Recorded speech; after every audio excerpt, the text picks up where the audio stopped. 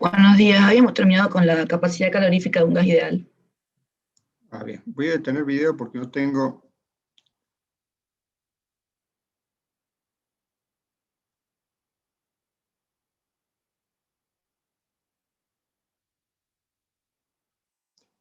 ¿Hasta aquí habíamos llegado?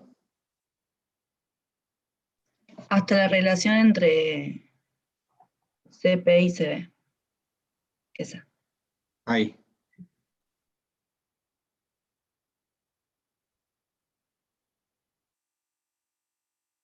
Bueno. Profe, disculpe, buen día. ¿Puede ser que le falte subir un power de las clases anteriores a la UE? Me dijeron vez pasada eso. El capítulo 18 del libro. Capítulo 18. Me fijo. Me fijo.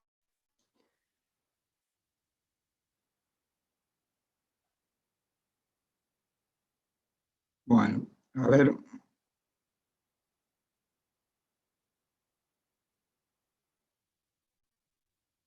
Hay un tema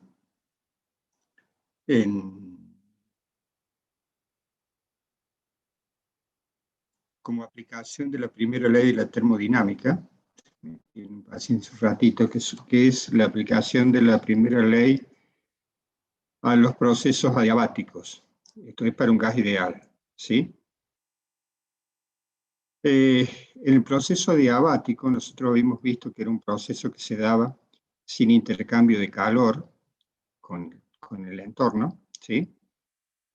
Por ende, cuando aplicamos primer principio de la termodinámica, ustedes recuerden que estoy buscando la herramienta. Que delta U, D de delta, uso la D para delta, delta U era igual al calor menos el trabajo. Entonces, en un proceso adiabático en el cual no hay intercambio de calor con el entorno, el calor es cero si aplicamos primera ley de termodinámica. Quiere decir que se produce un intercambio de energía entre la energía interna del gas y el trabajo efectuado por el gas o sobre el gas. En este diagrama PV podemos ver que tenemos, por ejemplo, un gas en un estado A, especificado por la presión A, volumen A y temperatura A del punto A. Es una expansión de tipo adiabática porque cambia el volumen, aumenta el volumen. Cuando aumenta el volumen, si nosotros vemos en el diagrama PV, tenemos un área bajo la función, ¿sí? Este área, en rosado, es el trabajo realizado por el gas sobre el entorno, es diferente de cero. El sistema pasa a un estado B, definido por presión B, volumen B, temperatura B, donde la temperatura A es mayor que la temperatura B, ¿sí? La temperatura B va a ser mayor que A. Entonces, ¿qué pasó con el gas? Si habíamos dicho que la energía interna era una función de la temperatura, dependía de la temperatura. Si baja la temperatura, disminuye la energía interna del gas, disminuye la capacidad de hacer trabajo. Eso fue lo que perdió. Pero hizo un trabajo. Tenemos una expansión cuando calculamos esta pérdida de energía interna, diferencial de U, acá está mejor, delta U, quiere decir que,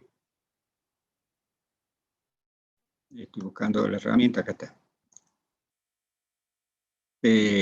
Delta U va a ser negativo porque la temperatura final es menor que la inicial, por ende ese término va a ser negativo, el negativo de ese el término delta U se va con negativo de trabajo, y esto en balance quiere decir que la pérdida de la energía interna se traduce en un trabajo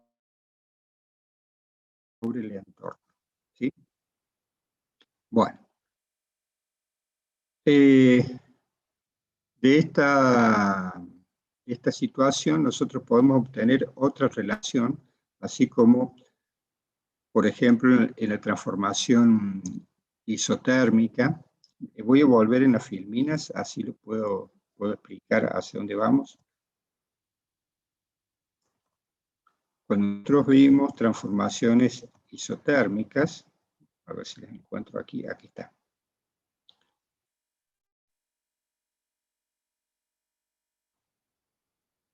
Bueno, en la transformación isotérmica, ¿qué pasa?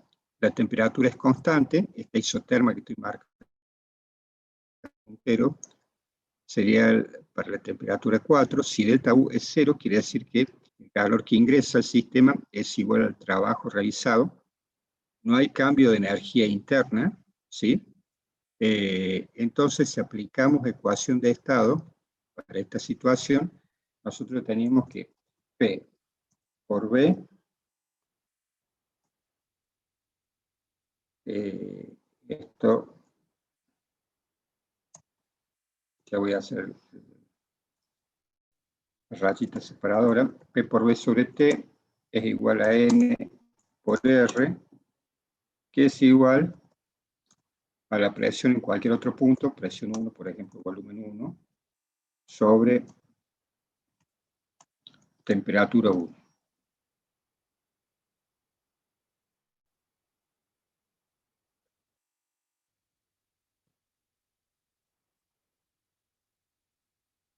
Sobre temperatura 1, disculpen. Ahí está. Bueno, ¿esto qué quiere decir? Que si la temperatura es constante, la ecuación de estado se puede simplificar, seguramente ya ustedes lo han trabajado esto, podemos simplificar la temperatura y para cualquier punto de la gráfica, la presión por volumen es constante, porque si estamos hablando del mismo sistema, tiene el mismo número de moles, entonces P por B es exactamente la misma para cualquier punto de esta transformación isotérmica, que es una constante. Eso pasa para la transformación isotérmica. En una transformación isobárica a presión constante, la relación ¿cuál va a ser? Aquí tenemos el gráfico. Sí, esta sería la transformación isobárica, la que estoy marcando. Entonces tenemos que para cualquier punto de esta transformación se va a cumplir, si la presión es constante, se puede simplificar en la ecuación, simplificamos la presión, queda que el volumen sobre la temperatura para cualquier exactamente el mismo, ¿sí? Bueno, eso sería para el proceso isobárico. Para el proceso isocórico a volumen constante pasa exactamente lo mismo, la relación es presión sobre temperatura constante.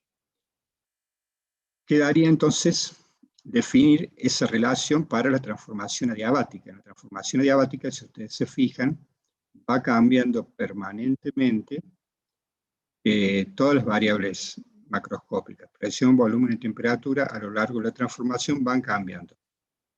Entonces aquí tenemos un valor cualquiera de presión, volumen y temperatura diferente, no coincide ninguna variable. Entonces, lo que vamos a hacer ahora, vamos a deducir, a partir de la primera ley, vamos a deducir la expresión que permite vincular o encontrar una relación de este tipo, ¿sí? Como las que tenemos para estas transformaciones, para la transformación adiabática. Eso sería como aplicación de la primera ley de la termodinámica. Bien, ¿se entendió hasta allí? ¿Me escuchan bien?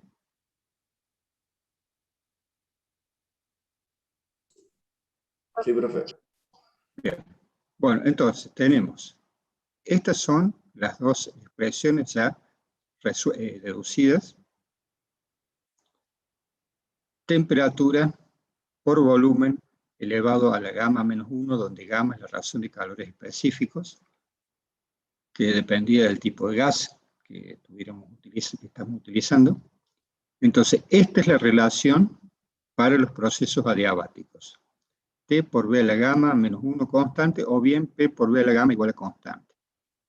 Yo voy a buscar otro texto, porque sé que acá, esto lo había dejado para que lo puedan resolver los alumnos, pero ya que estamos, lo vamos a ver, lo vamos a buscar directamente en el libro.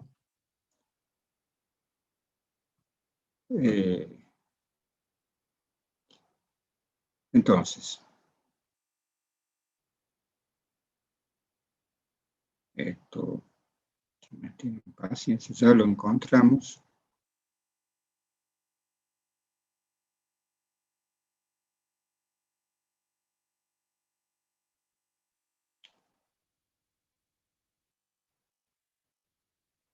Proceso diabático, aquí está.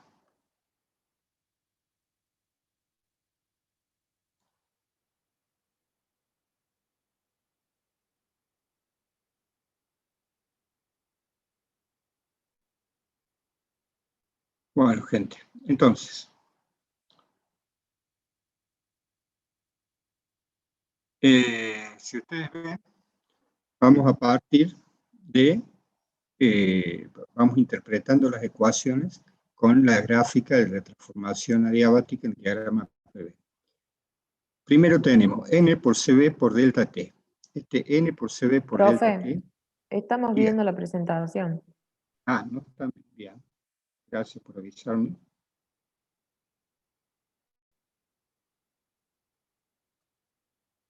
Ahora cambio.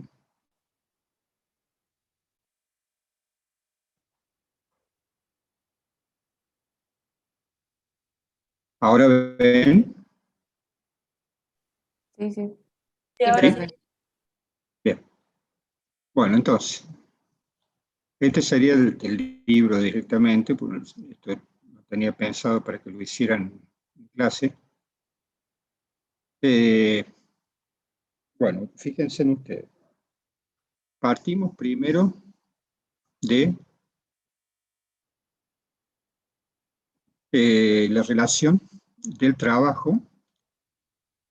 Entonces tenemos N por CB por delta T, esto es Q. Nosotros, si aplicamos primera ley, voy escribiendo aquí al costado. Diferencial de U, dijimos que esto era igual a menos trabajo, ¿sí? Bueno, el cambio de energía interna que se presenta en esta transformación, el calor que, en este caso, el calor que equivalente, podemos decir así, nosotros lo podemos representar como el cambio de energía interna que presenta entre las mismas temperaturas una transformación isocórica, que es igual a N por CB por delta T. ¿Sí? Delta T. Ahí está. Entonces, si nosotros tomamos esa equivalencia, el cambio de energía interna para el mismo salto térmico, ¿sí? Entonces tengo un salto térmico entre estas dos temperaturas, de T y delta T y diferencial de T, tengo un salto térmico, ese salto térmico es el mismo que el delta U que tenemos allí, que estoy marcando con la manito, ¿se ve lo que estoy marcando? Sí, profe. ¿Sí? Bien. Entonces, para este salto térmico tenemos un diferencial de T que se corresponde, no que sea igual, se corresponde con un diferencial de U, ¿sí?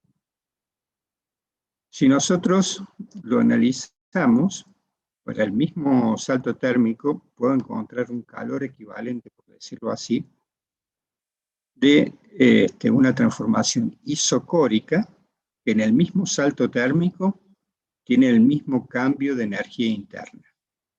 ¿Se entendió lo que expliqué? Si alguien no entendió, explico de nuevo. ¿Puede repetirlo, profe? Sí. Nosotros tenemos una transformación, supónganse, isocórica, ¿sí? En la transformación isocórica, voy a tratar de dibujarla aquí.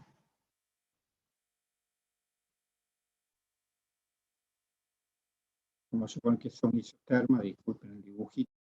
Esta es la otra. A ver, vamos a hacer otra isoterma. A ver. Ahí está. Vamos a suponer que tenemos dos isotermas, ¿sí?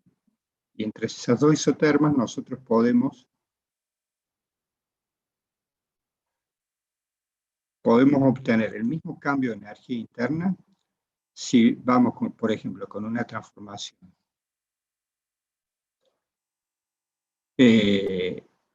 Si voy con una transformación, en este caso isobárica, lo que está marcando el manito, ¿sí? Tengo el mismo salto térmico, el mismo cambio de energía interna que si voy a través de una transformación isocórica. En esta transformación isocórica tenemos un delta U, ambos delta U son lo mismo. ¿Qué cambia? Cambia que en un caso, para lograr ese delta U hay que sumar más energía porque hay un trabajo involucrado, y en la isocórica no hay trabajo. Bueno, entonces, ¿qué hacemos nosotros? Tomamos este cambio de energía interna en la transformación isocórica, este delta U, para ese mismo delta T, y sabemos que el calor en juego para ese cambio de temperatura, para ese salto térmico, ¿sí? Es igual a N por CB por delta T.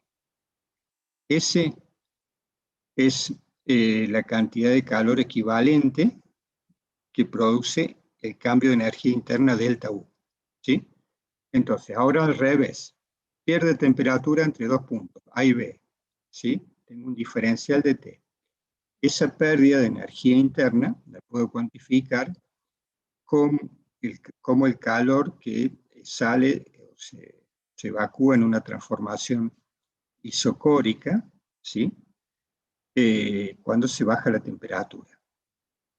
¿De qué manera lo cuantificamos? Con delta U igual a N por CB por delta T, donde CB era el calor específico volumen constante, ¿sí? Entonces, estamos cuantificando esa energía de esa forma.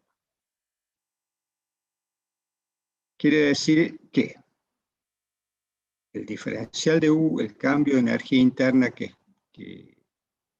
tenemos en ese salto térmico, es igual a N por CB por diferencial de T. Por primera ley, el cambio de energía interna es igual al negativo del trabajo. Entonces, N por CB por delta T, por diferencial de T, es igual a ¿qué? A la expresión básica del trabajo, la principal, menos P por diferencial de B. Gente, ¿hasta allí me siguen? ¿Preguntas? No, profe, se entiende todo. Bueno. La presión por ecuación de estado la podemos expresar como N por R por T sobre B.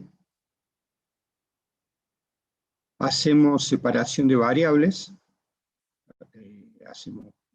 Empezamos a hacer pasaje de términos, pasamos a T dividiendo, me queda diferencial de T sobre T. Ordeno, me queda diferencial de T sobre T más R sobre CB por diferencial de B sobre B.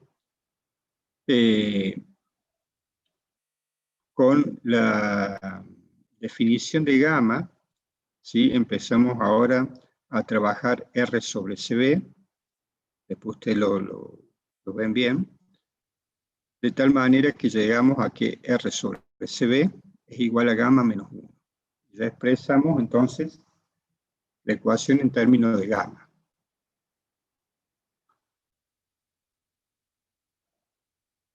Bueno, nos queda diferencial de T sobre T más gamma menos 1 por diferencial de B sobre B igual a 0. Acá, si nosotros hacemos la integral de diferencial de T sobre T, nos queda el logaritmo natural de T más gamma menos 1 por logaritmo natural de B igual a una constante que surge de la constante integración. Aplicamos propiedades de los logaritmos para trabajar. Nos queda el logaritmo natural de T más logaritmo natural de B a la gamma menos 1. Esto es igual a logaritmo natural de T por B a la gamma menos 1. Eso es igual a constante. ¿Sí? Esto es una constante, o sea que tranquilamente el logaritmo lo podemos pasar a término. Y nos queda T por B a la gamma menos 1 igual a constante. Quiere decir que para cualquier punto de la transformación, para cualquier estado de la transformación, se va a cumplir esta relación entre la temperatura y el volumen. ¿Sí? Si aplicamos ecuación de estado en la temperatura y, bueno, trabajamos algebraicamente, podemos llegar a la expresión presión por volumen a la gamma igual a constante. O sea que no estamos limitados a las variables temperatura o volumen, sino que podemos presentar la ecuación en términos de la presión y el volumen. Bueno, gente, ¿se entendió hasta aquí? ¿Los escucho a ustedes? Sí, profe. ¿Sí? ¿Necesitan que explique algo más sobre esto? No, se entiende, profe. Bien, bueno, entonces ustedes fíjense, hasta aquí lo que hemos logrado hacer fue hacer un análisis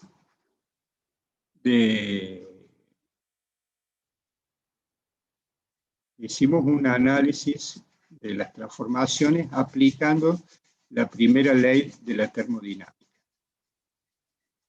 Hay aplicaciones para esto, ustedes en el práctico lo van a ver.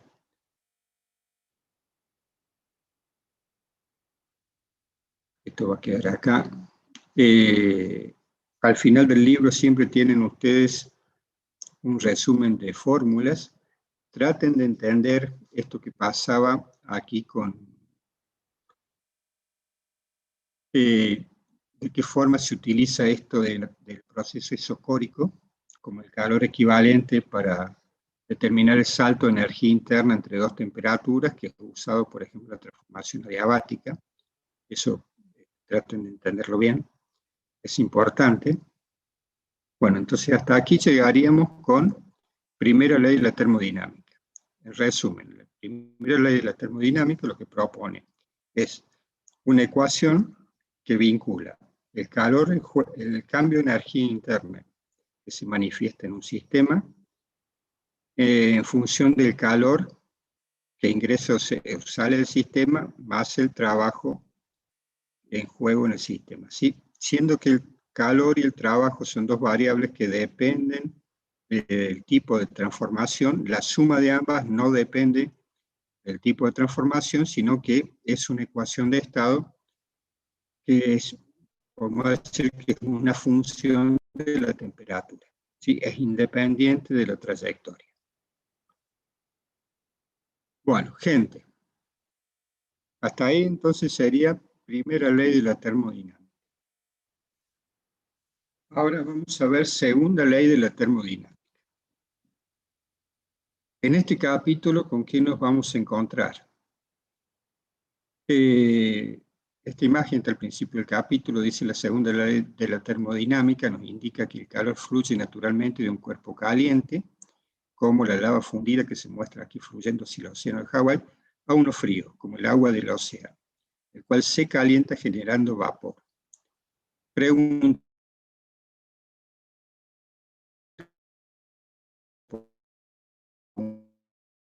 a ustedes en función de la percepción de sus sentidos. Profe, se cortó lo que estaba diciendo. Ahí, a ver, ¿ahí me escuchan? ¿Hola? Sí, ahora sí. Bien.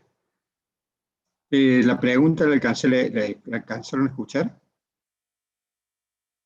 No, profe, se No. cortó. Si la puede repetir, Bien. por favor. Sí, sí.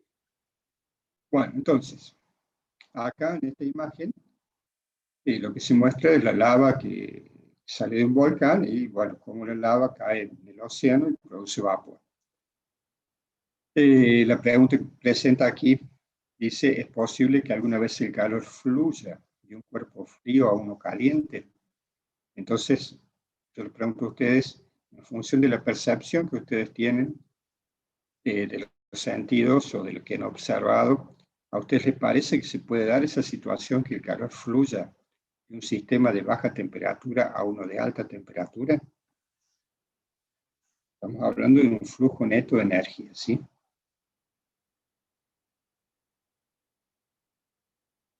Siempre No. los cuerpos tienden por decirlo así, lo que comúnmente uno habla, tienden a enfriarse. Te dejan la taza con café, al rato van, ¿qué pasó? Está en equilibrio térmico la temperatura ambiente, porque nosotros conocemos el calor fluye de los cuerpos de alta temperatura a los cuerpos de baja temperatura. Recuerden ustedes que esto que nosotros estamos viendo aquí se corresponde, por decirlo así, a un enfoque termodinámico de la radiación térmica. Algunos quizás tengan la posibilidad de ver el enfoque electromagnético de la radiación térmica y lo que surge allí en esos análisis es que todos los cuerpos que están a una temperatura dada están emitiendo ondas electromagnéticas, o sea, radiación térmica, ¿sí? Lo que ocurre es que el flujo neto de calor tiene que ver con quién tiene más temperatura y está emitiendo más radiación térmica. Entonces el flujo neto va en ese sentido, ¿sí? Pero esto simplemente para poner en contexto y no quedarnos con la imagen esta de la visión de la termodinámica solamente. Bueno, entonces lo que en este capítulo vamos a ver tiene que ver justamente con esto. Porque en la naturaleza se dan los procesos que se dan de forma natural o espontánea, se dan en una dirección y no en otra. Porque el calor fluye desde los cuerpos de mayor temperatura a los cuerpos de menor temperatura y no viceversa, ¿sí? Vamos a definir en este capítulo, vamos a definir lo que es una nueva variable, así como tenemos las variables macroscópicas, que son la presión, el volumen, la temperatura. Definimos lo que era la energía interna. Ahora va a surgir una nueva variable que me permite cuantificar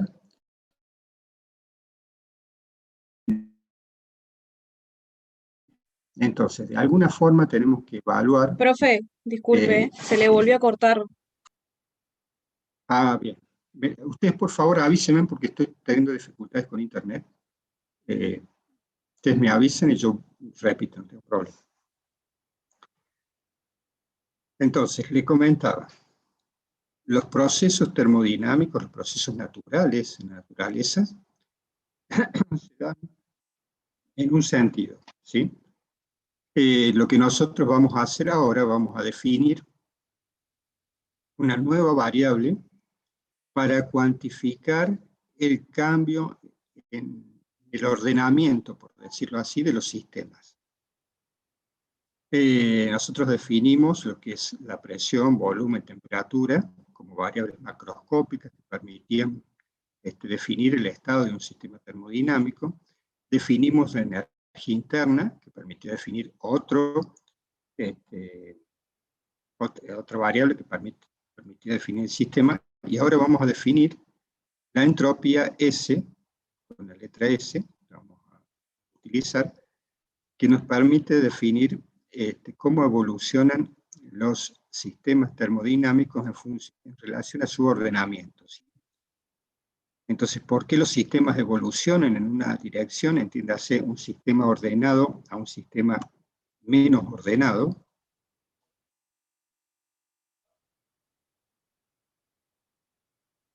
¿Los demás me escuchan bien? Porque yo sigo hablando. Sí, profe, se escucha bien. Bien. Bueno, entonces, ¿por qué los sistemas evolucionan en una dirección y no en otra? Vamos a definir lo que son los procesos reversibles y los procesos irreversibles. En la naturaleza todos los procesos son irreversibles.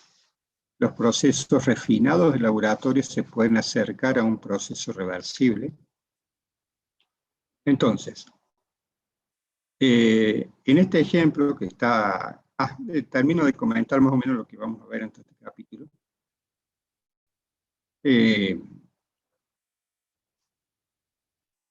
Entonces, a partir de la cuantificación del nivel de ordenamiento de los sistemas y cómo evolucionan,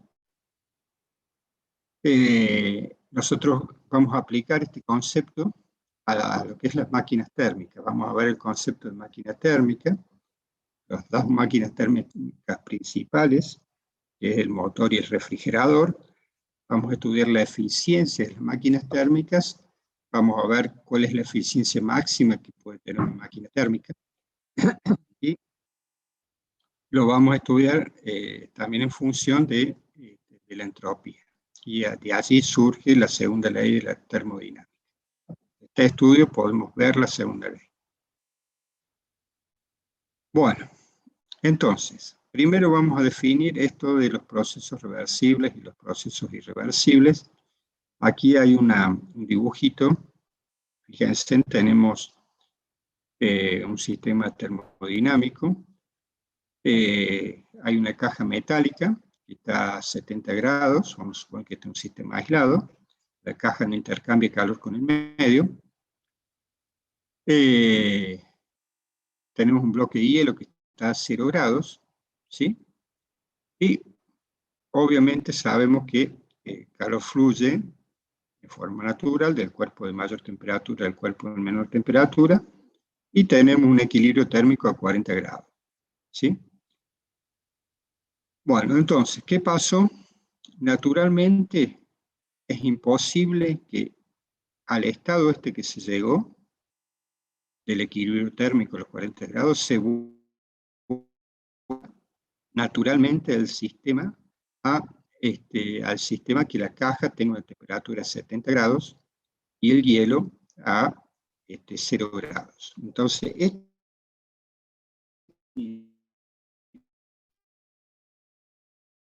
sistemas termodinámicos, ¿sí? ¿Por qué se dan en una dirección y no en otra? Ahora lo vamos a ver. Aquí, en esta otra imagen, tenemos un bloque de hielo a 0 grados, se puede derretir reversiblemente si lo colocamos en una caja metálica a 0 grados.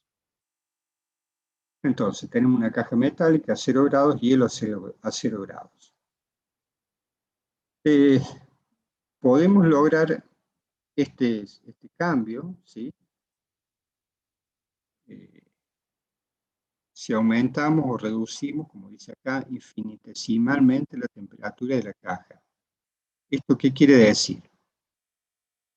Que vamos a sacando de pequeños paquetes, por decirlo así, de calor de la caja, y lo incorporamos al hielo, incorporamos pequeñas cantidades de calor al hielo, de tal manera que siempre la temperatura sea 0 grados. ¿Sí? Entonces, ¿qué va a pasar? Se va a producir un cambio de estado. Se produce un cambio de estado porque el agua cambia de fase, pero sin embargo la temperatura siempre estuvo en 0 grados.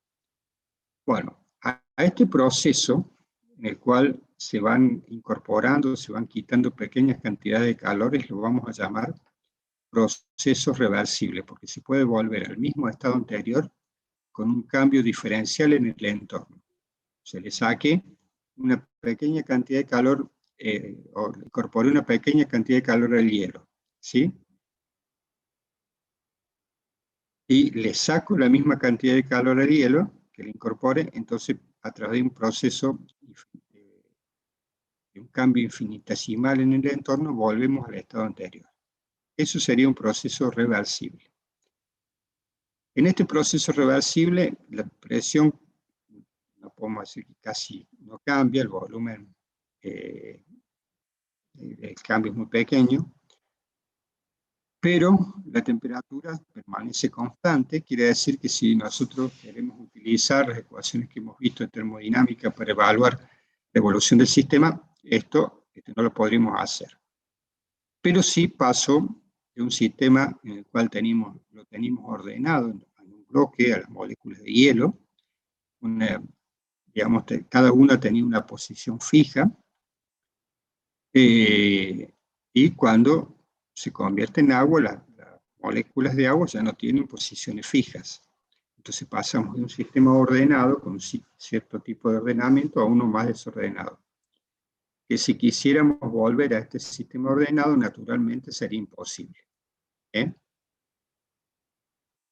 Sí lo podemos lograr en un cambio infinitesimal, pero en un proceso ya de estas características completo no. Bueno, entonces, cuando nosotros hablamos de procesos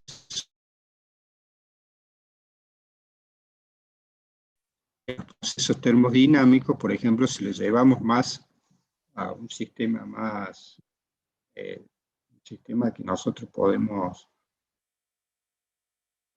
observar, como por ejemplo...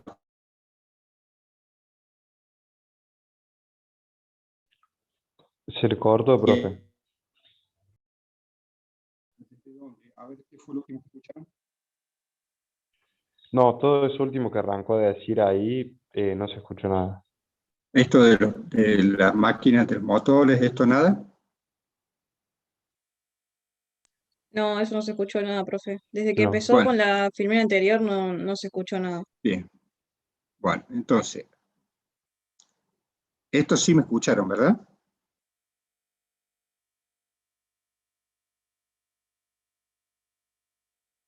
Sí, esta filmina sí.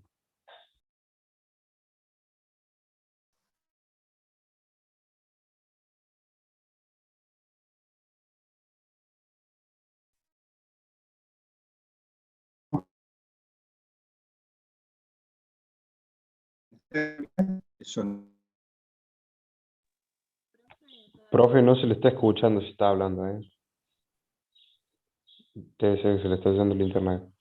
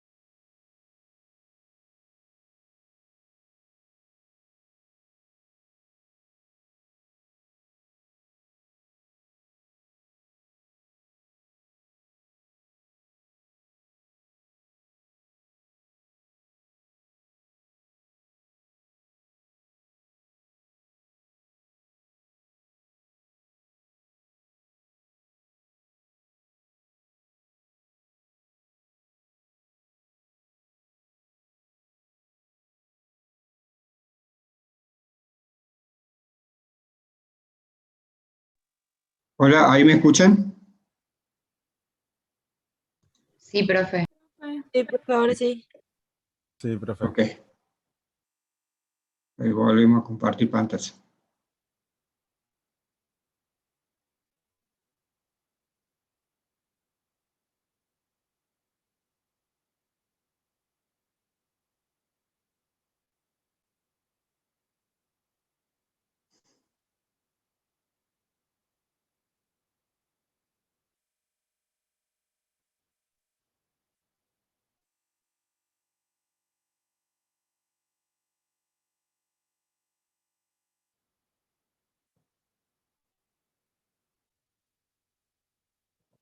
Ténganme paciencia que esto...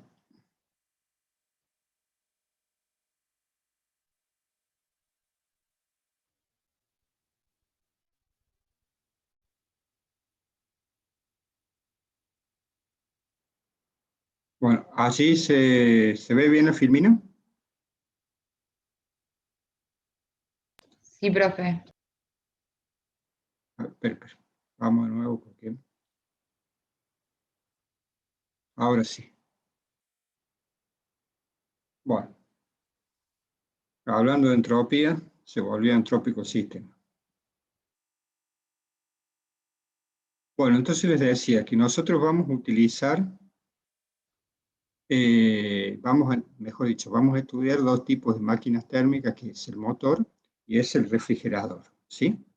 Y vamos a estudiar en el rendimiento de por qué la transformación de energía se da, no podemos convertir toda la energía calorífica, ¿sí? Todo el calor que se genera en la combustión, no lo podemos conseguir convertir en trabajo mecánico útil. Si ustedes ustedes observan los vehículos, ¿sí? Todos tienen un radiador. Ese radiador está evacuando calor al ambiente, ¿verdad? Entonces, en términos generales, el motor, ¿qué hace? Al combustible lo mezcla con el agua, con el aire, se produce la ignición adentro del cilindro, mueve el pistón, en la carrera del pistón tenemos fuerza por distancia, eso es trabajo. En ese trabajo estamos convirtiendo la energía, la pérdida esa de energía en la transformación adiabática, pérdida de energía interna, se transforma en calor, tenemos una transformación adiabática en algunos casos, o transformación isotérmica. Ese calor se está transformando por primera ley en trabajo, ¿sí?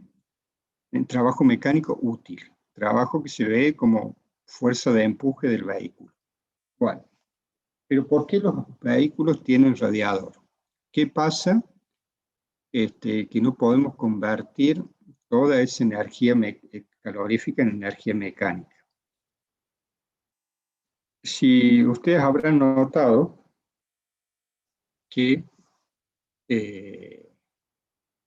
por ejemplo, la gente que vive en lugares donde hace mucho, los inviernos son bastante fríos, habrán notado que el vehículo lo tienen que dejar en marcha un rato hasta que toma fuerza el motor. ¿Lo han notado a eso? Por la mañana cuando hacen arrancar el vehículo, ¿alguna vez lo han observado? Sí, profe.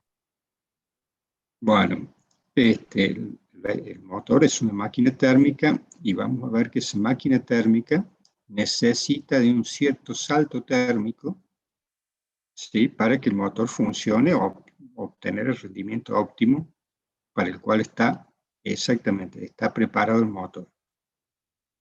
Entonces, el bloque del motor está helado hasta que se toma temperatura y tenemos diferencia de temperatura, ahí vamos logrando el rendimiento del motor. Bien. Este ejemplo, este esquema que hay aquí en el libro, si ustedes se fijan, es un esquema donde se muestra la situación de un cilindro y cómo se convierte, cómo se da ese proceso en el motor. Esto es una válvula de admisión, esta es una válvula de escape. Entonces, cuando la carrera del pistón aquí es hacia abajo, ¿qué pasa? Se abre la válvula de admisión, ingresa la mezcla de aire y combustible al cilindro, ¿sí? Una vez que el cigüeñal va girando, si esto va para abajo, cuando cambio el cigüeñal de una posición a la otra, empieza a comprimir por la vía del pistón, se cierra la válvula de admisión, la válvula de escape está cerrada, entonces allí el pistón comprime el gas, pero fíjense en que esta compresión se da por una energía mecánica externa. Esa situación ustedes lo habrán notado cuando quieren empujar un vehículo y está la marcha puesta, ¿sí? Van a notar que las ruedas están como frenadas, tienen que hacer mucha fuerza. Le sacan la marcha y el auto se puede mover libremente.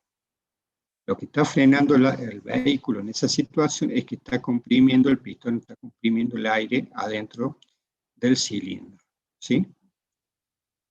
Bueno, entonces aquí hay un trabajo externo, quiere decir que esto tiene que estar en movimiento y estoy gastando trabajo mecánico para comprimir el gas. Se comprime esa mezcla, cuando llega a un punto de máxima compresión, salta la chispa en algunos motores que tienen bujía, salta la chispa, se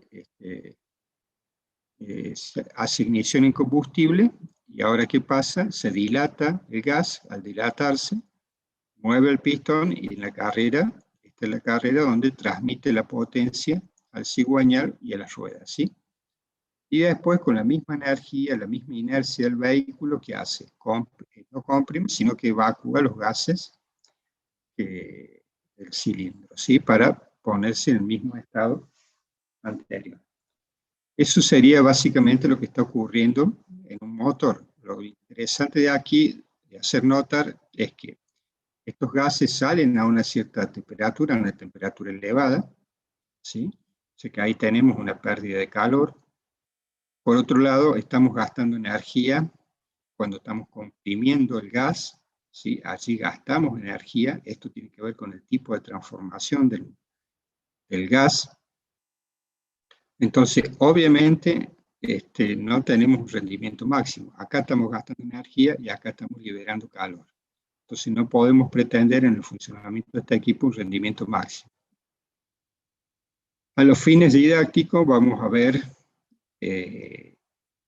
para hacer el estudio de esta máquina térmica, vamos a ver el motor como si fuera tuviéramos dos depósitos, un depósito a alta temperatura y un depósito a baja temperatura.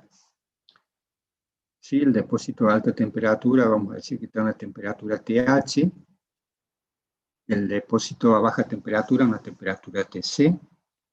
Entonces, en términos esquemáticos del flujo de energía, nosotros ¿qué vemos? Sale una energía QH, el depósito de alta temperatura, parte de esa energía se convierte en trabajo y parte de esa energía se desecha a la fuente de baja temperatura. En el vehículo del auto sería lo que va al radiador, ¿sí? Que es una forma eficiente de liberar esa energía. O sea que sí o sí necesitamos una diferencia de temperatura para que funcione la máquina térmica. Si lo vemos en términos del primer principio y en un proceso cíclico, toda máquina térmica, del momento que recién vimos como el esquema de funcionamiento, vuelve al mismo punto, ¿sí? Quiere decir que funcionan en un proceso cíclico, y si funciona en un proceso cíclico lo podemos ver en términos de la primera ley de la termodinámica. Si partimos de un estado, voy a hacer un dibujito aquí, un cachito.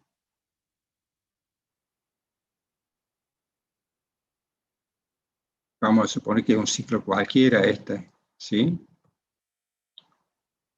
Solamente para dar un contexto a lo que estoy explicando. Vamos a suponer que esto es un diagrama PV. En este diagrama PV, este es el punto de inicio. Entonces, este es el sentido de la transformación. Partimos de un estado, a través de una serie de transformaciones, volvemos al mismo estado, ¿sí? Diagrama P. B. Entonces, esto sería un proceso cíclico. Hemos visto que para que el motor pueda funcionar, tiene que ser de esa forma. Entonces, si dijimos que el cambio de energía, la energía interna era una variable de estado que dependía de la temperatura. En un diagrama PV, ¿sí? Acá tengo todas isotermas de temperatura, quiere decir que siempre vuelvo a la misma temperatura. Aplico la primera ley. Cambio de energía interna, delta U2 menos delta U1, U2 menos U1 es igual a Q menos trabajo. Quiere decir que en un ciclo completo, en un proceso cíclico, vamos a tener que, si el cambio de energía interna es igual a 0, el calor en juego, el calor neto, es igual al trabajo neto. Aquí estamos hablando de calor neto y trabajo neto, ¿sí? Cuando hablamos de calor neto, estamos hablando de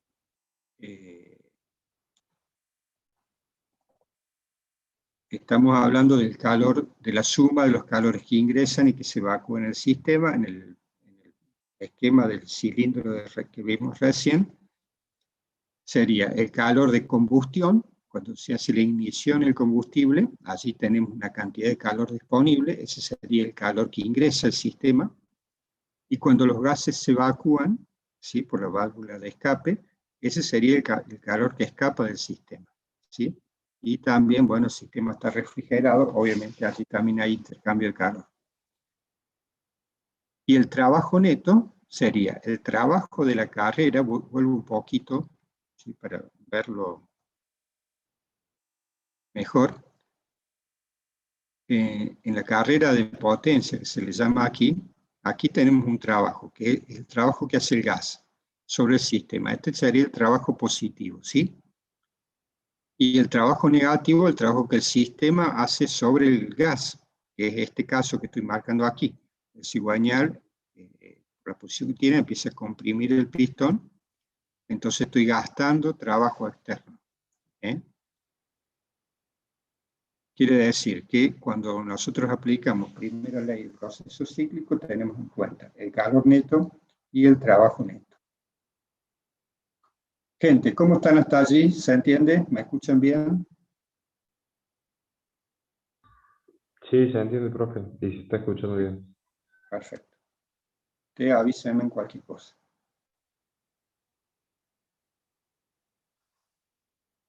Bueno, entonces aquí está explicado lo que les decía recién. El calor neto va a ser la suma del calor que ingresa a la fuente de alta temperatura o el depósito de alta temperatura en este esquema, más el calor que escapa, ¿sí? Aquí se expresa en términos de valores absolutos, QH menos QC, simplemente para dejar de lado cualquier convención que se tenga acerca del uso del signo para evaluar los calores que ingresan o salen. QH siempre va a ingresar y QC siempre va a salir. Entonces ese es el calor neto, ¿sí?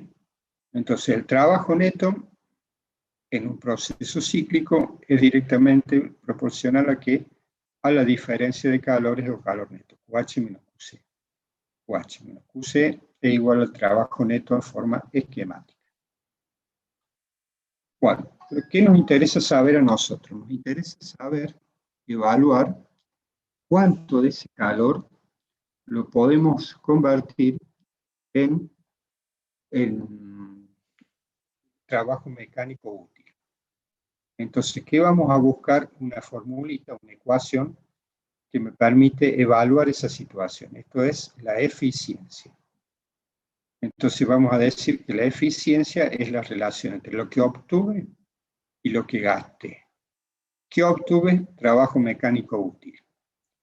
¿Qué gasté? Calor, el QH, el calor que ingresa de la fuente de alta temperatura. ¿Sí? En el proceso cíclico dijimos que el trabajo era la diferencia de los calores, quiere decir que la eficiencia es trabajo sobre QH. Cuando presentamos trabajo como QH menos QC y ordenamos la ecuación, nos queda que la eficiencia es 1 menos QC sobre QH. Bueno, gente, entonces esta ecuación me permite determinar la eficiencia de cualquier máquina térmica en términos de los calores en juego. ¿Sí?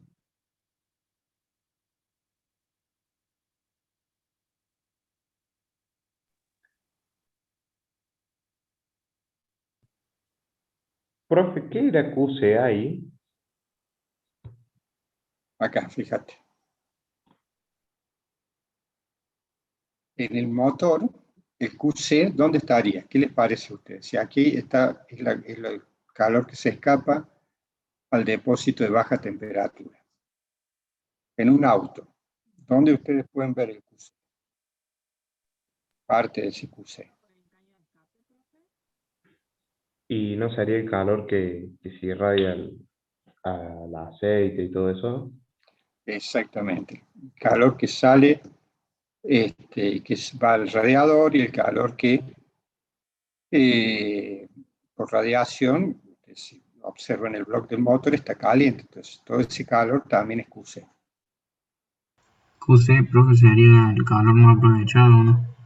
Exactamente, sí, señor.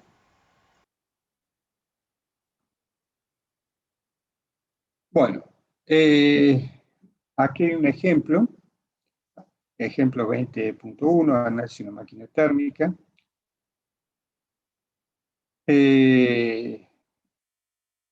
este sería interesante que ustedes lo puedan ver después en su casa, ¿sí? Es ni más ni menos que utilizar las ecuaciones que hemos visto.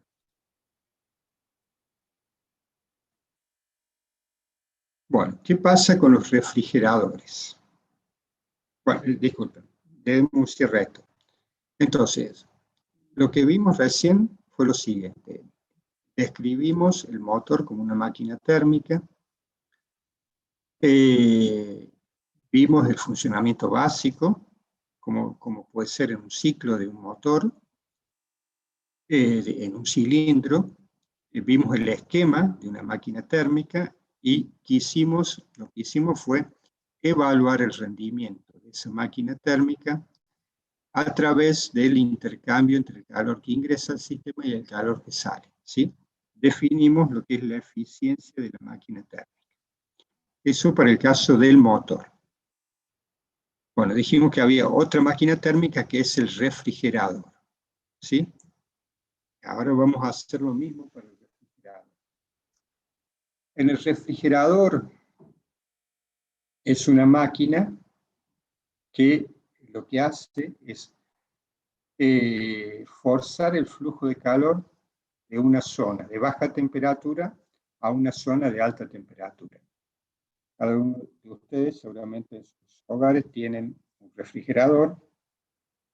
En el refrigerador lo que hacen es extraer la energía que está en el habitáculo del refrigerador, extraen esa energía de los alimentos y esa energía la depositan a través del radiador que está atrás de la heladera, la depositan en el ambiente, ¿sí?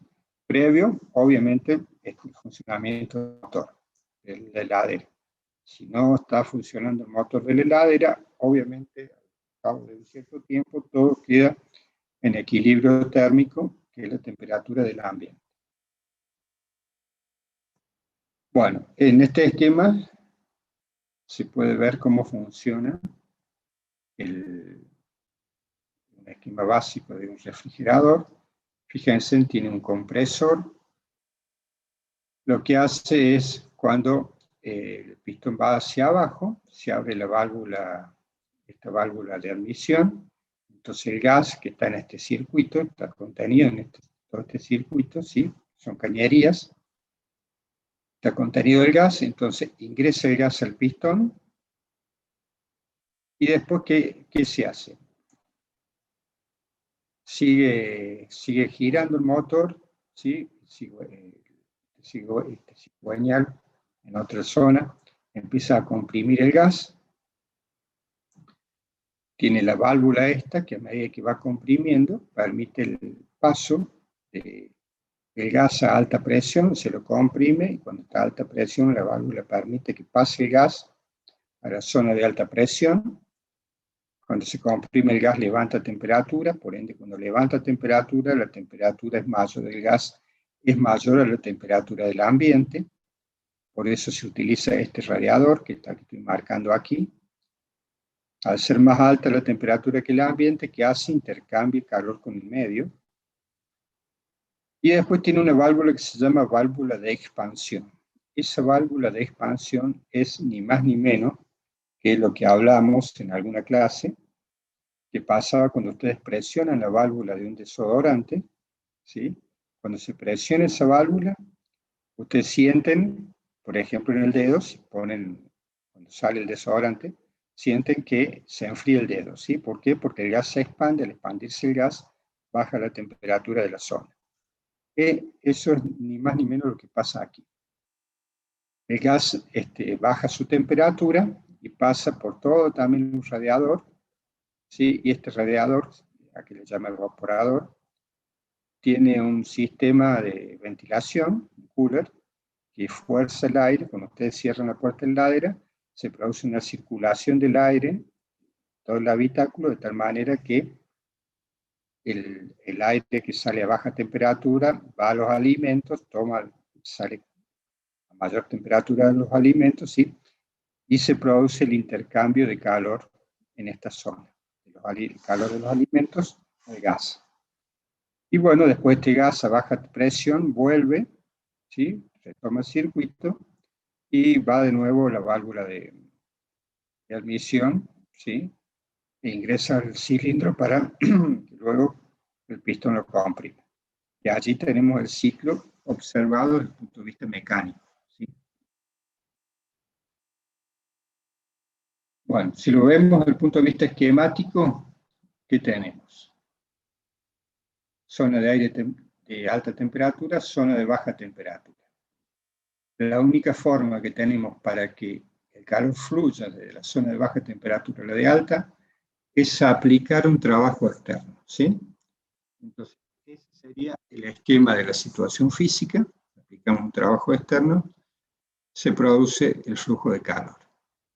Bueno, como se trata también de un proceso cíclico, podemos aplicar la primera ley de la termodinámica, delta U igual a cero, quiere decir que calor neto es igual al trabajo neto, que es lo que tenemos aquí, ¿sí? QH igual a QC más trabajo. Ustedes después evalúan el tema de los signos y todo eso.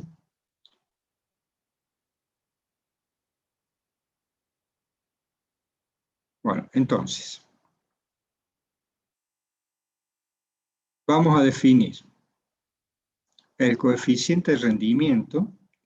Para un refrigerador vamos a utilizar la letra K, porque se calcula diferente que la eficiencia en un motor en el sentido de las variables que entran en juego.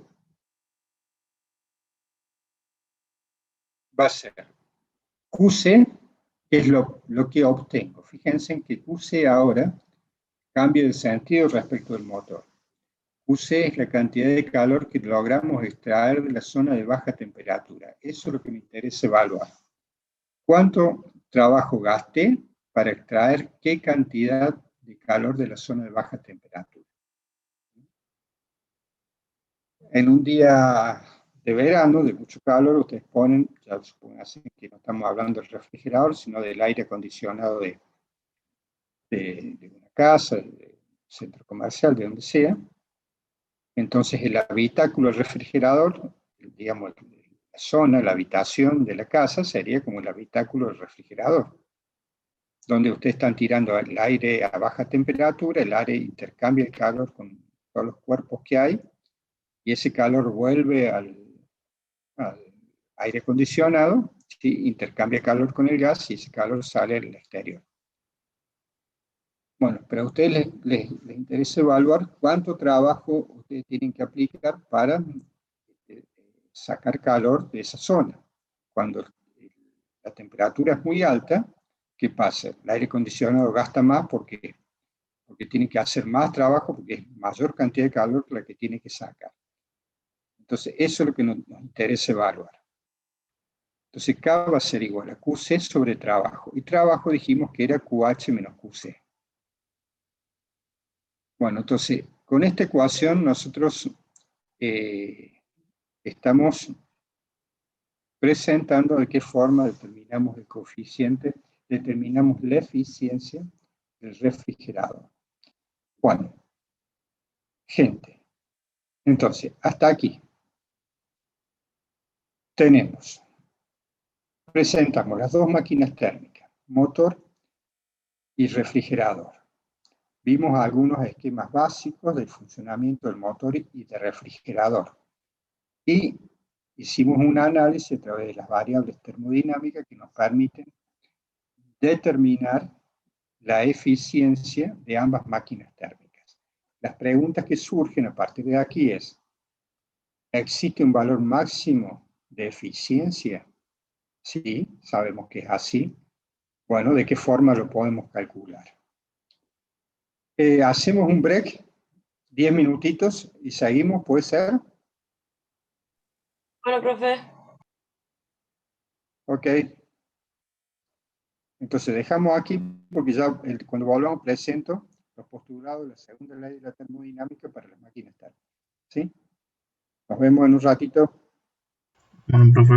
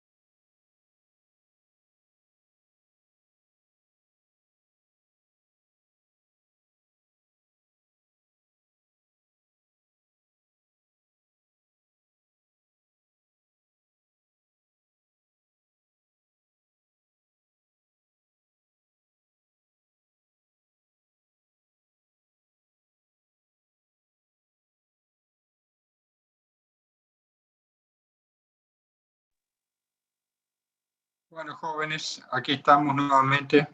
¿Me escuchan bien allí? Sí, profe, se la escucha bien. Ok.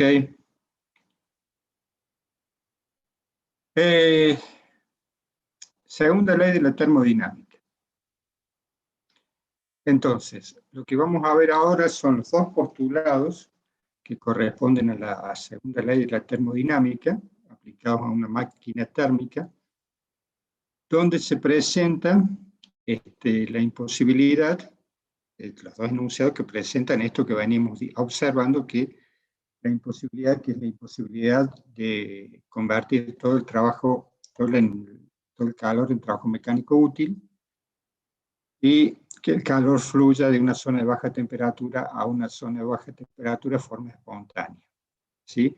El primer enunciado que tenemos aquí es el enunciado que se lo conoce como el enunciado de Kelvin-Planck. Dice: es imposible que un sistema efectúe un proceso en el que absorba calor de un depósito de temperatura uniforme y lo convierta totalmente en trabajo mecánico, terminando en el mismo estado en que inició. ¿Sí? Bueno, entonces está dando el postulado lo está presentando en términos de una ley. ¿Sí? Y el otro postulado de Clausius, que hace referencia al refrigerador, dice: es imposible que un proceso tenga como único resultado la transferencia de calor de un cuerpo más frío a uno más caliente. Bien, son dos postulados que hay que demostrarlos. Una forma de poder demostrar este postulado es a través de los diagramas de energía, 2011 diagramas de flujos de energía que muestran que las dos formas de la segunda ley son equivalentes. Entonces, observen ustedes, tenemos una máquina térmica real, en el cual tenemos un flujo de calor QH, QC,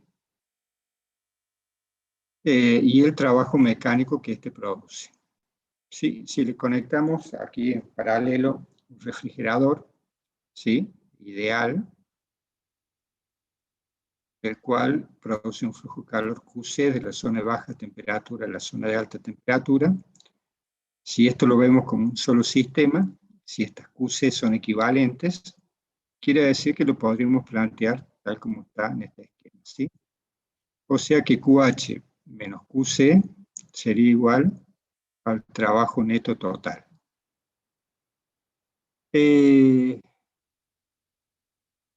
Entonces, ¿esto qué quiere decir? Que si pusiéramos de un refrigerador ideal, podríamos tener como consecuencia una máquina térmica ideal, 100% eficiente, pero bueno, sabemos que eso no es así. Entonces, lo podemos ver a esto de la otra forma también. Tenemos una máquina térmica ideal, un motor ideal, lo conectamos a un refrigerador real, y esto me daría como resultado un refrigerador ideal, evaluando los flujos de calores, ¿sí? El calor lo convertimos en trabajo total, de tal manera que este trabajo lo convertimos, alimenta al refrigerador.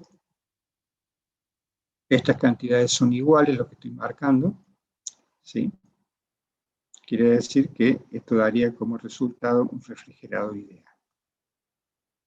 Bueno, ¿quién se propuso demostrar prácticamente a través de la construcción de un equipo la imposibilidad de obtener una eficiencia máxima o la imposibilidad de una máquina térmica ideal, y pudo determinar la eficiencia máxima de las máquinas térmicas? Fue Carnot. El ingeniero Sadi Carnot, que desarrolló una máquina que,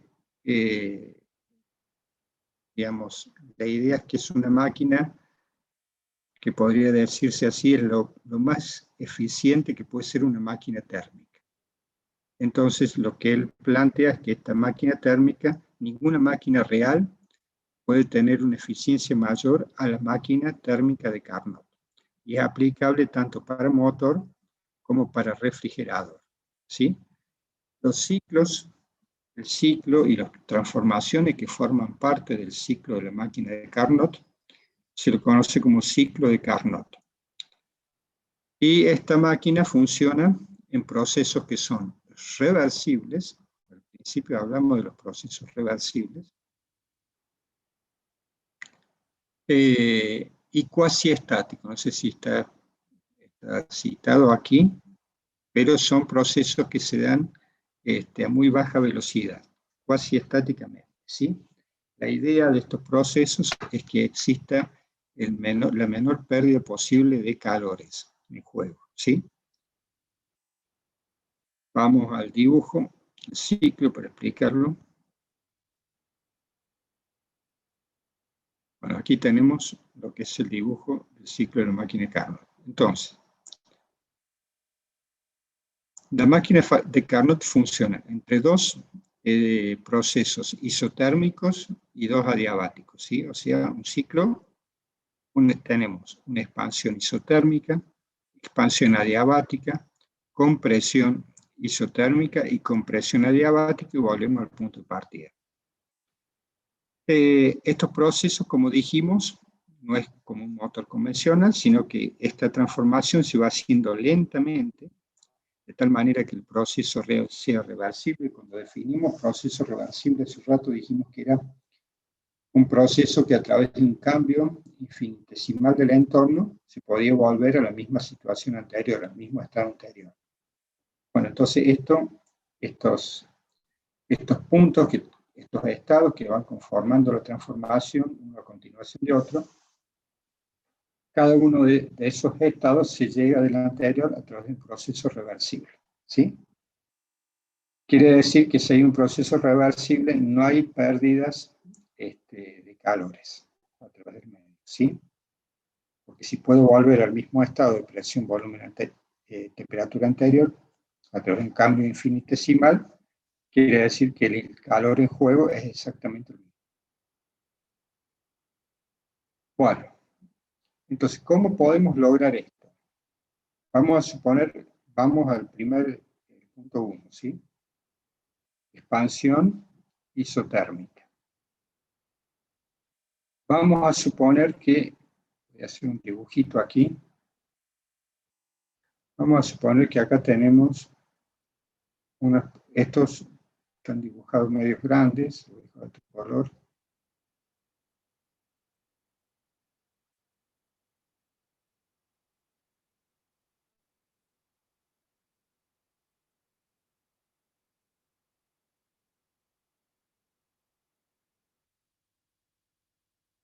Vamos a suponer que tenemos todos granitos de arena. Imaginen ustedes que estos fueran granitos de arena, ¿sí? Bueno, para lograr una expansión cuasi estática, ¿qué hago? A estos granitos de arena los voy sacando de a uno, ¿sí? O sea, voy sacando una pequeña cantidad de arena. Extraje ese granito de arena. ¿Qué pasó con el pistón? Tiende a elevarse, ¿sí? Se empieza a mover.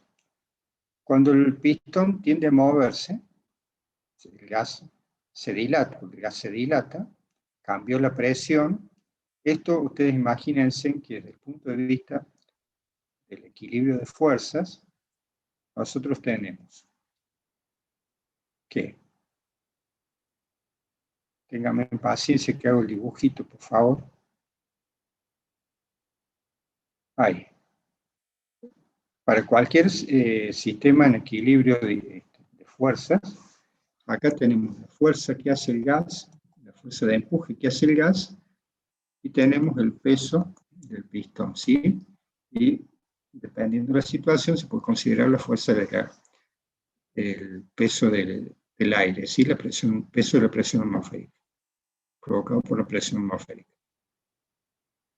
Bueno, entonces, Cuando el pistón está en equilibrio, ¿qué pasa?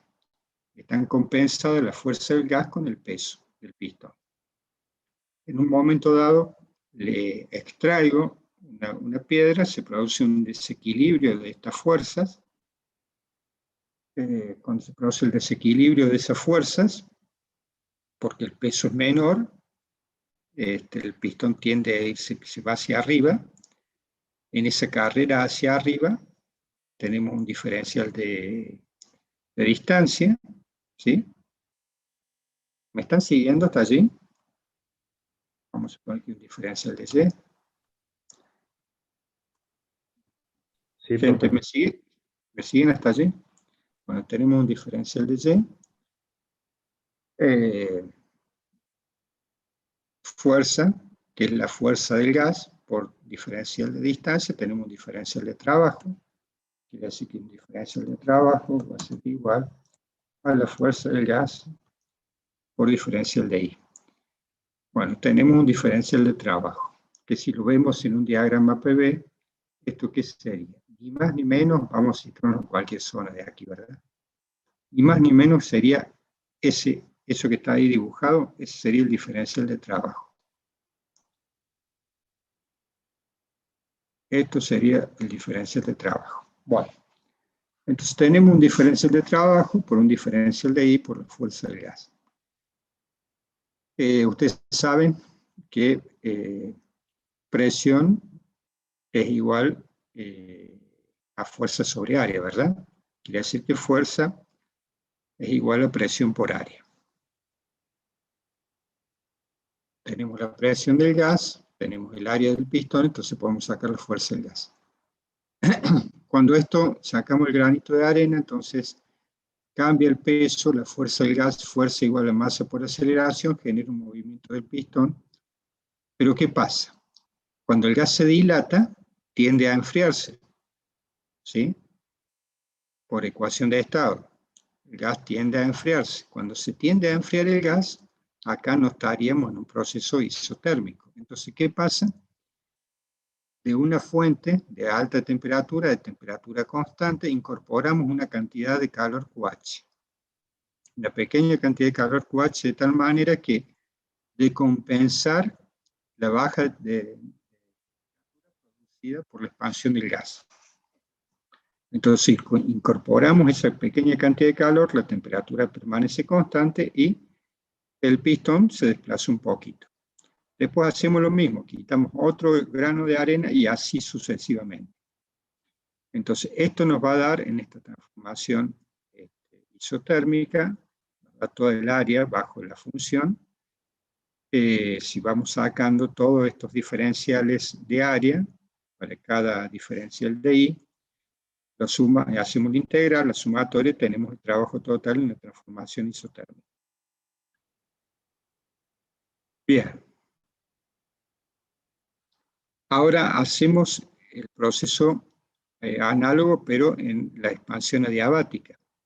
¿Qué hacemos? Ahora no incorporamos calor, porque en la expansión adiabática no hay intercambio de calor con el medio, sino que simplemente lo que hacemos es aislar el sistema, ¿sí? Que no existe intercambio de calor con el medio. Entonces aquí ni entra ni sale calor con el medio. Transformación adiabática. Estos granitos de arena que tenía los sigo teniendo. ¿Sí? Entonces, ¿qué hago? Sigo sacando granitos de arena. Saqué un poco, ahora saco más, ¿sí? Sigo sacando los granitos de arena para lograr esa transformación reversible. Cuando saco granitos de arena, ¿qué pasa? Como no hay intercambio de calor con el medio, el gas se expande. Al expandirse el gas, ¿qué ocurre? Baja la temperatura. Cuando baja la temperatura, ¿por qué? Nosotros nos paramos acá en cualquier diferencial de trabajo, sería un diferencial de trabajo. Tenemos un pequeño salto térmico. Ese pequeño salto térmico implica un pequeño una pequeña pérdida de energía interna. Esa pérdida de energía interna, por primera ley, se transforma en trabajo. ¿Sí? Entonces allí tenemos el trabajo, un diferencial de trabajo debido a la expansión adiabática, reversible. ¿Sí? Bueno, llegamos hasta el punto C.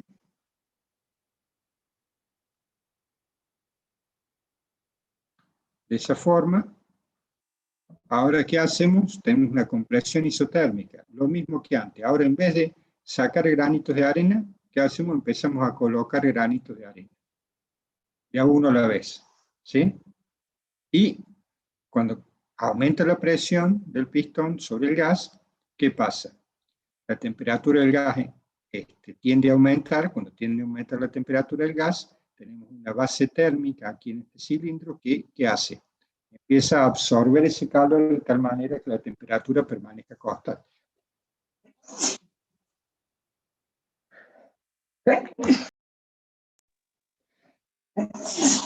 Oh.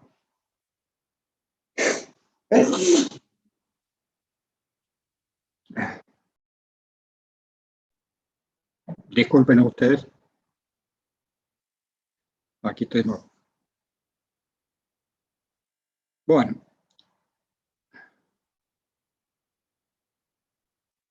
Entonces, después hacemos lo mismo que en el caso anterior. Llegamos al punto D. Aislamos el cilindro. Seguimos sacando granito de arena, cosa que el gas, disculpen, seguimos colocando granitos de arena, porque estamos en etapa de compresión. No hay intercambio de calor con el medio, quiere decir que la temperatura aumenta. Bueno.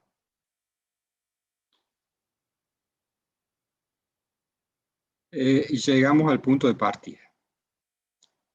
Gente, a pesar de los estornudos, ¿se entendió lo que se dijo? Sí, profe. Profe. Una consulta. Yeah.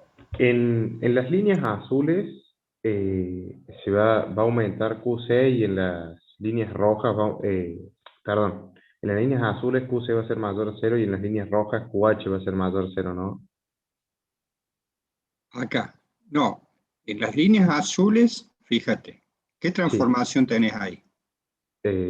Son adiabáticas.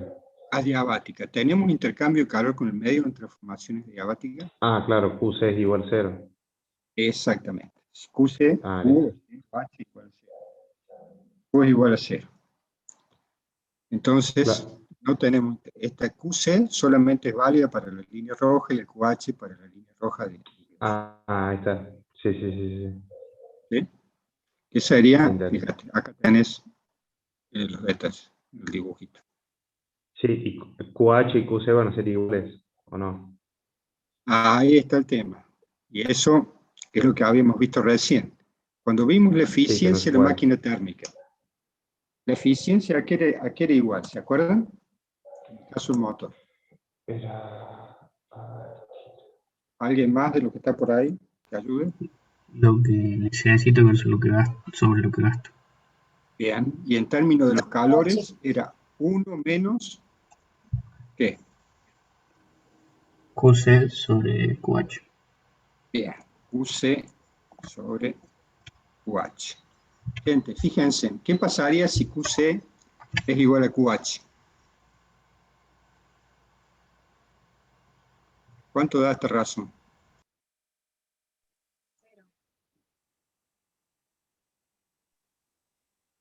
La eficiencia sería 0.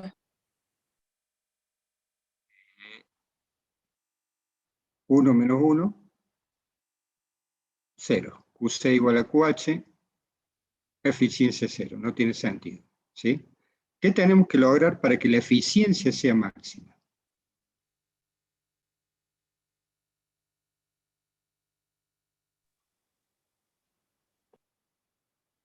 ¿Qué tenemos que hacer? Que QC tienda a ¿qué? A 0. A 0, exactamente. Fíjense en ustedes, si QC tiende a 0, ¿qué pasa? La eficiencia tiende a 1, o sea, el valor máximo, porque estamos hablando de una relación, ¿verdad? Recién habíamos dicho que la eficiencia era lo que obtengo, que es el trabajo, dividido lo que gasté, que era QH. Entonces, para que la eficiencia sea máxima, sea 1, quiere decir que todo el calor es igual al trabajo, ¿verdad? Entonces esto nos da una eficiencia de 1. Aquí en términos de los calores quiere decir que el Q0, o sea, este QC, para que la eficiencia sea máxima, este QC tiene que ser igual a 0.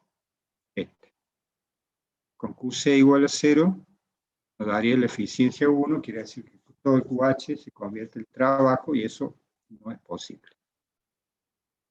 Bueno, entonces lo que Carnot logra hacer, lo que yo le expliqué aquí, sería un proceso, el ciclo de Carnot, esto se conoce como ciclo de Carnot. ¿De qué manera se puede lograr? O sea, que es un ciclo que se hace muy lento, en el cual se va cuidando que no haya pérdidas de calores con el medio, calores innecesarios. Entonces, de esta forma obtenemos la mayor eficiencia, pero la mayor eficiencia no es que el QC sea 0, acá hay un QC. Entonces, nosotros lo que vamos a ver ahora es cuánto vale esa eficiencia de Carnot. Profe, Diga. el ciclo de Carnot sería como la máquina de movimiento perpetuo, ¿o no? No, tenemos pérdida. O sea, hay parte, o sea, lo que está demostrando Carnot es cuál es tu máxima eficiencia, ¿sí? Que no es la eficiencia ideal. Una máquina en movimiento perpetuo, como esa que están dando vueltas por internet con imágenes y qué sé yo, Sí. implicaría que vos no gastas energía, o sea, no tenés conversión de energía alguna, sino que se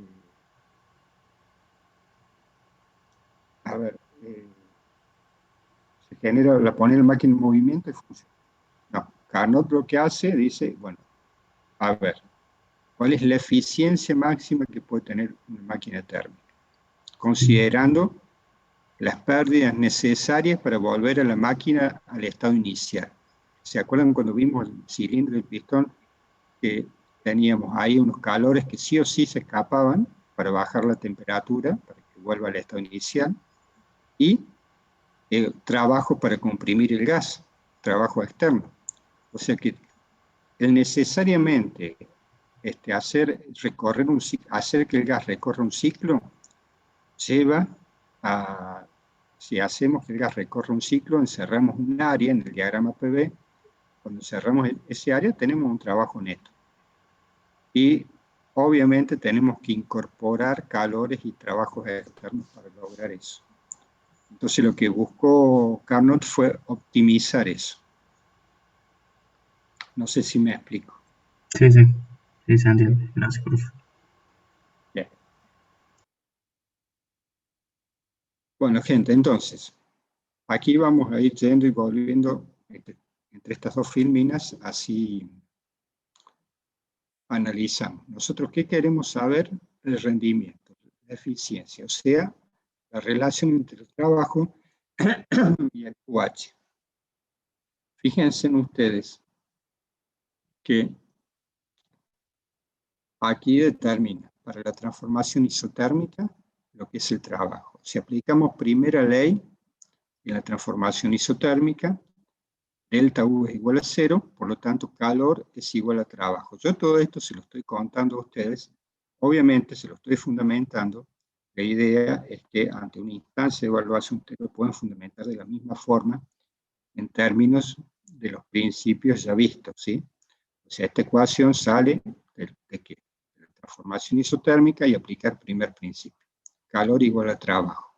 Pero trabajo por la ecuación del trabajo, porque la resolución del integral del trabajo es n por r por th, en este caso, por logaritmo natural de volumen final menos volumen inicial. O sea que estamos aquí, volumen A, volumen B, ¿sí? Determinamos el trabajo en esa zona, o sea que QH es igual a n por r por t H por logaritmo natural de B sub B sobre B sub A. Hacemos lo mismo para la compresión isotérmica. QC es igual a trabajo CD. Aplicamos la fórmula integral, nos queda N por R por TC por logaritmo natural de BD sobre BC.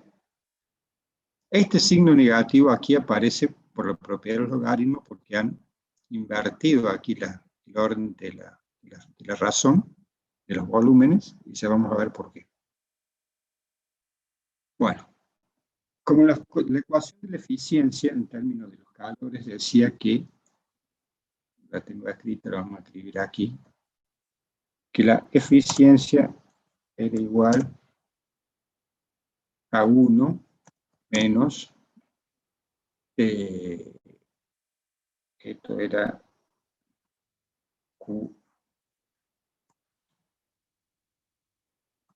QH, era QC. QC sobre QH.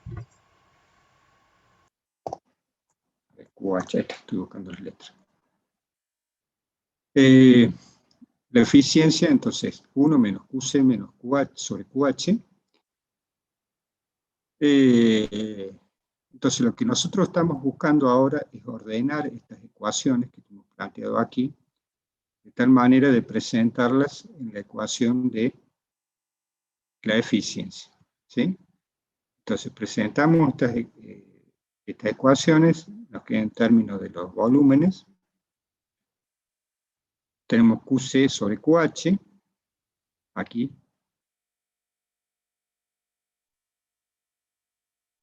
Cuando hacemos la razón que nos queda, estamos hablando del mismo volumen de gas, N por R, por TC sobre TH, negativo, por el logaritmo natural de la relación de volúmenes entre el final e inicio de cada transformación.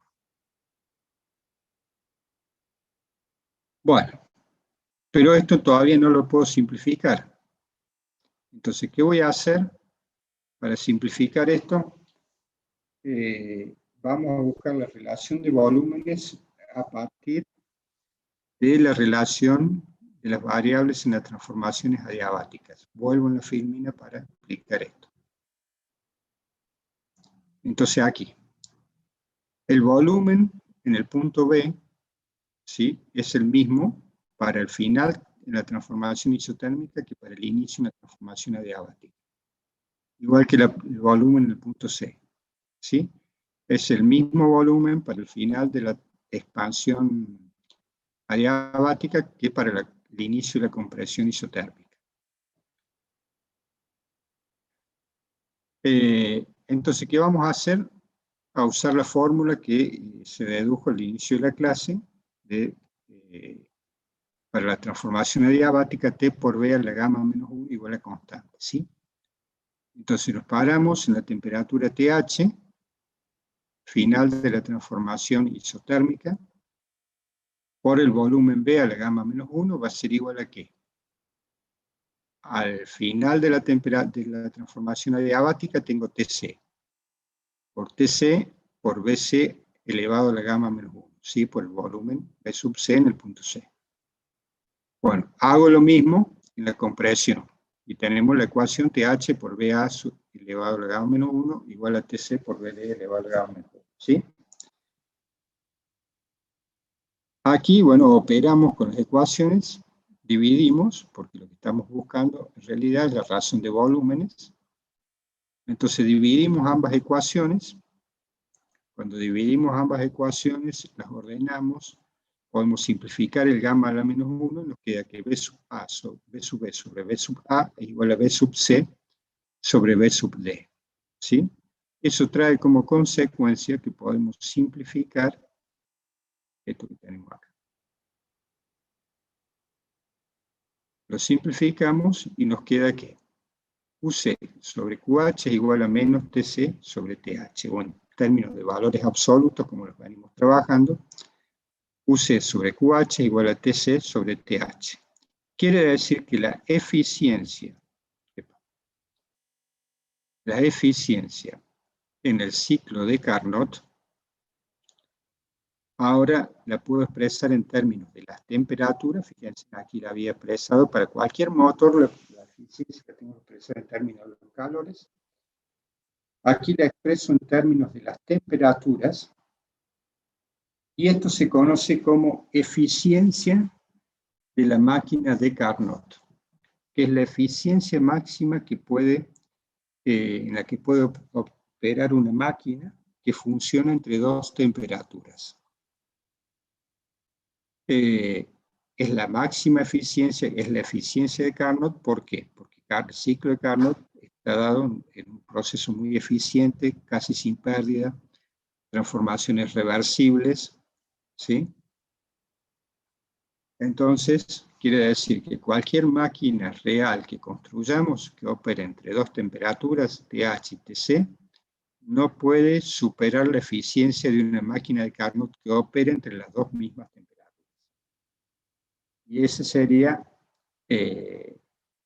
ver si está más acá adelante, esto es para el refrigerador, lo voy a citar.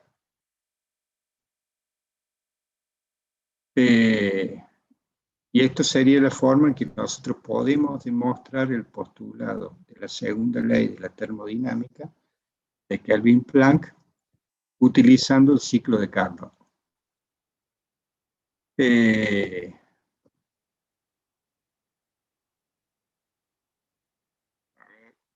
Si sale aquí.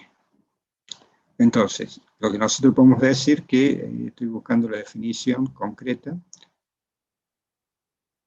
así la afirmación de que ninguna máquina puede ser más eficiente que una máquina de Carnot es otro planteamiento equivalente de la segunda ley de la termodinámica.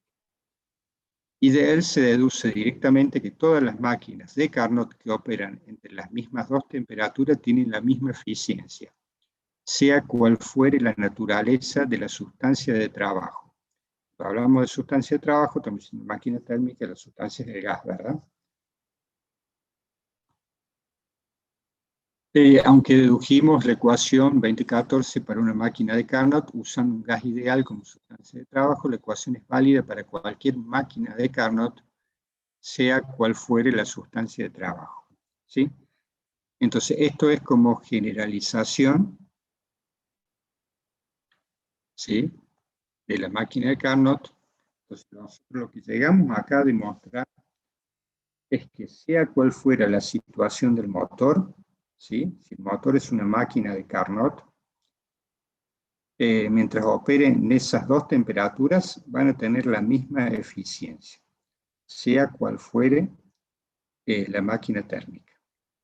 ¿Sí? ¿Se entiende, gente? ¿Preguntas?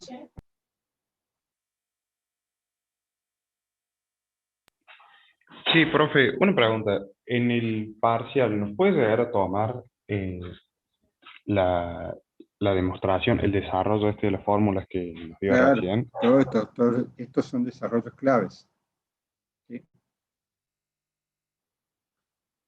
Pero son desarrollos simples estos, fíjense en ustedes que no tienen mayor complejidad. Digamos, Claro, o sea, la situación problemática de esto se les puede plantear para que ustedes se hagan una idea. A la hora de resolver los problemas del práctico, es el juego entre las variables. A ustedes siempre en los problemas que se les dan, ¿sí?, ustedes tienen que tratar de observar las variables que están en juego y a partir de esas variables disponibles armar un sistema de ecuaciones que les permita resolver lo que ustedes quieren resolver. Ese sistema de ecuaciones aquí está implícito en el planteo de estas ecuaciones, ¿sí? Entonces, cuando, por ejemplo, acá en el ciclo de Carnot, nosotros trabajamos con H y QC, si buscamos unas ecuaciones auxiliares en el ciclo, ¿sí?, como puntos intermedios, igualamos valores, por igualación estamos resolviendo, por decirlo así, este sistema de ecuaciones. Esa puede ser la mayor dificultad que se le puede presentar en estas situaciones. Un poco la parte teórica pasa por deducciones y algún análisis cualitativo. ¿Se entiende?